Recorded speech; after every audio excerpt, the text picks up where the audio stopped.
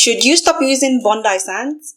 Let's talk about it. Hi guys, today we're going to be diving into a hot topic. I haven't done something like this before, but I thought to share my 2 cents about it because of course I've recommended these sunscreens to you. There has been a lot of buzz lately due to the recent report shared by the UK consumer group Which. Let's talk about what this means and what you should do. Last week, Which published a report that got a lot of attention, and in this report they shared that they tested several popular sunscreens. Out of that, 3 of them failed their test. And one of these sunscreens was the Bondi Sands Face Lotion SPF50+. You can check out the report for yourself. I'll leave it in the description box and also pinned in the comment section for easy access. As someone who regularly uses and reviews Bondi Sands sunscreens, I thought it was very important for me to share my thoughts on it. With the discussion online, I have been, waiting for Bondi Sands to release an official statement. So far, all I've seen are their responses to comments on Instagram. The screenshot is on the screen for you guys to see. In their Instagram comments, Bondi Sands claims that their products undergo rigorous testing and meets the strict UK cosmetics regulation. However, they haven't made an official statement yet. I think it would be great if they could just share their, test results to reassure consumers, because most of us don't want it to be like the case of Purito. No shades to the brand. I absolutely love Purito. Your Centella serum, amazing. Purito had the same case where an independent testing was done on their sunscreen, and the sunscreen dropped down to the value of, I think, about under 30 SPF 30, whereas on the bottle it was said to be SPF 50. But guess what? The brand has fixed it, and now they've reformulated their sunscreen, which I'm yet to try.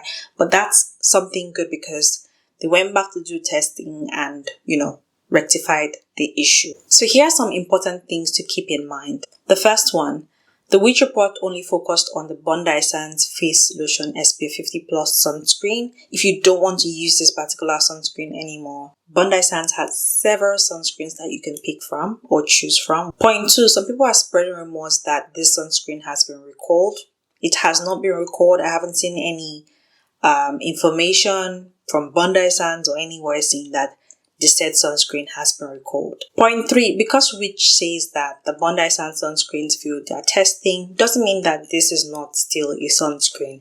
It is still a sunscreen until proven not. So either an independent testing is done, or until Which shares their testing results, or until Bondi Sands themselves share their testing results, this is still said to be a sunscreen. I also want you guys to remember that in Australia, sunscreen is treated as a drug. You can check the Australian Register of Therapeutic Goods and you can see that the said sunscreen is there. The link will be pinned in the comment section for you to check, and to also be in the description box. Another thing I want you guys to think about is that another sunscreen that Which reported, failed their testing is the Asda Sunscreen, which is on the screen.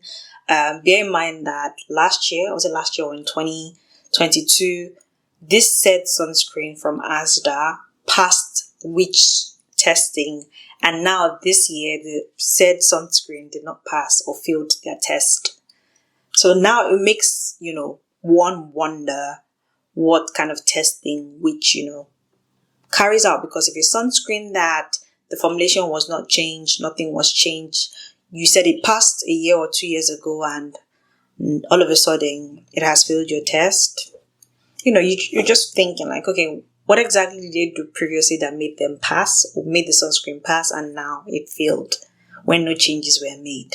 You get what I mean? Now I want to hear from you guys. What do you think about this whole situation? Overall, I don't think you should throw the sunscreen away. Keep using it. If you still don't trust it, use it as a moisturizer or use it as a body lotion, and you can, go over it with another sunscreen product if that makes sense. But don't throw it away.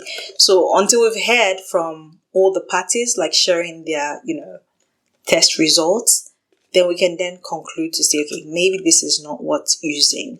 I know most people will be like, because Which reports that this failed their testing, it means that all Bondi Sands sunscreens now may not be, up to the SPF it promises or claims to have. I just want to tell you guys that chill. Also, if you feel like throwing it away, just leave me a message in the comments. I'll send you my drop-off address so you can send it to me.